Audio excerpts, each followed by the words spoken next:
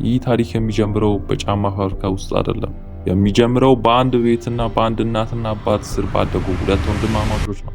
አዲዳስ እና ፑማ ዛሬ በዓለም ላይ በቢሊዮን የሚቆጠር ዶላር የሚያንቀሳቅስ ግዙፍ ተቋማት ናቸው። ነገር ግን ለ60 ዓመታት ያህል እነዚህ ሁለት ኩባንያዎች የነበራቸው ግንኙነት ውድድር የሚለው ቃል አይገልጸውም፣ ጥላቻ ነበር።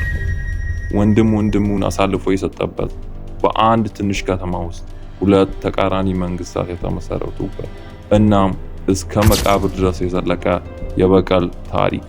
ወደ ዳዝለር ወንድማማቾች የጥላቻ ዓለም እንኳን ደህና መጣችሁ። ትልቁ ስኬታቸው የመጣው በ1936 ነው። አዶልፍ አንድ አደገኛ ውሳኔ ወሰነ። ጥቁር አሜሪካዊ ጄሲ ኦውንስን የእነሱን ጫማ እንዲያደርግ አሳመነው። ሂትለር ስቴዲየም ውስጥ ሆኖ እያየ ኦውንስ 4 የወርቅ አሸነፈ። ዳዝለር ወንድማማቾቹ በአንድ ጀንበር የዓለም ኮከብ ሆኑ። ጀርመን ሄርጎሶለንቻ በ1924 አዶልፍ እና ሩዶልፍ ዳዝለር ገብረዌደር ዳዝለር ሹተር ፍሊክስ የተባለውን የጋራ ድርጅታቸውን መሰረቱ። አዶልፍ አዲ ይባላል።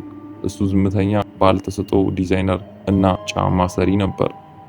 ሩዶልፍ ደግሞ ተጫዋች ጎበዝ ነበር። ነጋዴ እና ጫማዎችን ለዓለም መሸጥ የሚችል ሰው ነበር። ፍጹም ጥምረት ነበሩ።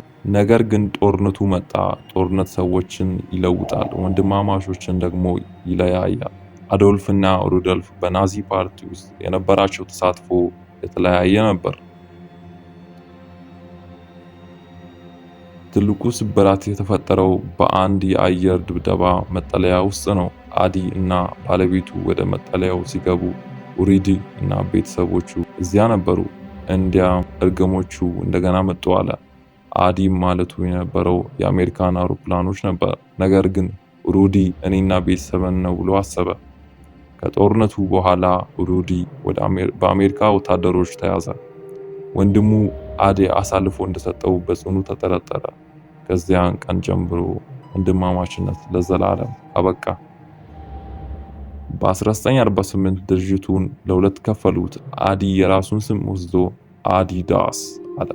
ሩዲ ደግሞ መጀመሪያ ሮዳ ቀጥሎ ፑማ የሚለውን ስም መረጠ።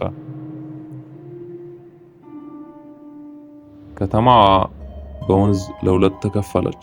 ግማሹ ለአዲዳስ፣ ግማሹ ለፑማ ሰራ።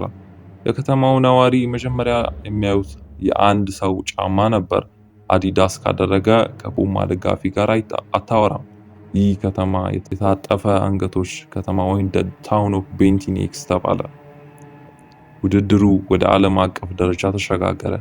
ፔሌ፣ ማራዶና፣ መሐመድ አሊ ሁሉም የዚህ ጦርነት ሰለባ ነበሩ። ሁለቱ የኩባንያዎች ምርጥ ተጫዋቾችን ለመውሰድ በሚሊዮን የሚቆጠር ዶላር ይረጩ ነበር። በ1970ዎቹ ሁለቱ ወንድማማቾች ሞቱ። ነገር ግን ጥላቻው አልሞተም ነበር።